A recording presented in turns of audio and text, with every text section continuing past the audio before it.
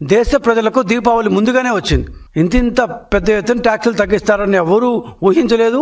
మూడోసారి మోడీకి అధికారం ఇచ్చినప్పుడు 2024లో ఆంధ్రప్రదేశ్లో కూటమి ప్రభుత్వానికి అధికారం ఇచ్చినప్పుడు ఎవరు కూడా ఇంత పెద్ద ఎత్తున పన్నులు తగ్గిస్తారని అనుకోలేదు. సో ఈ యొక్క పన్నులు దీని వల్ల ఆర్థిక చైతన్యం పెరుగుతుంది, వినియోగం పెరుగుతుంది, రాష్ట్ర మార్కెట్లో ఉత్సాహం వస్తుంది, మార్కెట్లోకి ఎక్కువ డబ్బులు వస్తాయి, క్రయ విక్రయాలు ఎక్కువ జరుగుతాయి.